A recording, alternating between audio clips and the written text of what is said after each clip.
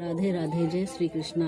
परिवर्तनी एकादशी भाद्रपद शुक्ल पक्ष। धर्मराज युधिष्ठिर बोले कि हे भगवान, भादों की शुक्ल पक्ष की एकादशी का नाम तथा उसकी विधि क्या है? उस एकादशी के व्रत को करने से कौन सा फल मिलता है तथा उसका कौन सा उपदेश है, सो सब कहिए। भगवान श्री कृष्ण बोले कि हे राजश्रेष्ठ, अब मैं अनेक पापों को नष्ट करने वाली तथा अंत में स्वर्ग देने वाली भादों की शुक्ल पक्ष की वामन एकादशी की कथा कहता हूँ। इस कथा को जयंती एकादशी भी कहते हैं। इस एकादशी की कथा के सुनने मात्र से समस्त पापों का नाश हो जाता है।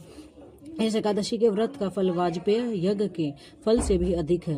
इस जयंती एकादशी की कथा से नीच और पापियों का उद्धार हो जाता है। यदि कोई धर्मपरायण मनुष्य इस एकादशी के दिन मेरी पूजा करता है तो मैं उसे संसार की पूजा का फल देता हूँ। जो मनुष्य मेरी पूजा करता है उसे मेरे लोक की प्राप्ति होती है, इसमें किंचित मात्र भी संदेह नहीं है।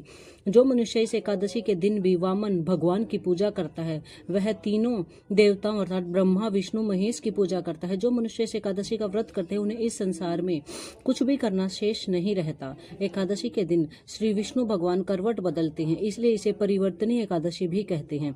इस पर श्री युधिष्ठिर बोले कि हे भगवान, आपके वचनों को सुनकर मुझे महान संदेह हो रहा है कि आप किस प्रकार सोते तथा करवट बदलते हैं।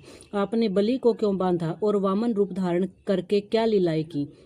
चातुर्य मास व्रत की विधि क्या है तथा आपके शयन करने पर मनुष्य का क्या कर्तव्य है, सब विस्तार पूर्वक कहिए। श्री कृष्ण भगवान बोले कि हे राजन, अब आप पापों को नष्ट करने वाली कथा का स्मरण करो। त्रेता युग में एक बलि नाम का दानव था। वह अत्यंत भक्त, दानी, सत्यवादी तथा ब्राह्मणों की सेवा किया करता था। वह अपनी भक्ति के प्रभाव से स्वर्ग में इंद्र के स्थान पर राज्य करने लगा। इंद्र तथा अन्य देवता इस बात को सहन न कर सके और भगवान से प्रार्थना करने लगे। अंत में भगवान ने वामन रूप धारण किया और अत्यंत तेजस्वी ब्राह्मण रूप में राजा बलि को जीता।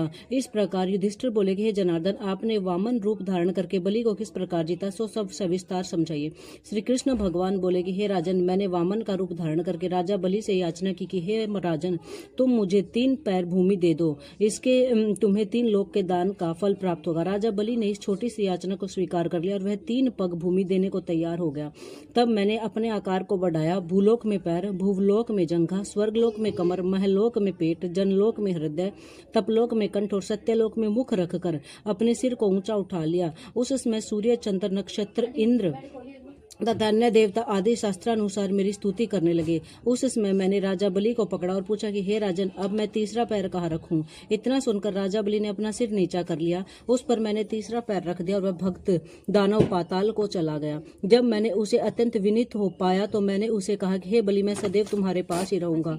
भादों के शुक्ल पक्ष की एकादशी को परिवर्तनी नाम की एकादशी के दिन मेरी एक प्रतिमा राजा बलि के पास रहती है और इस क्षीर सागर में शेषनाग पर शयन करती है।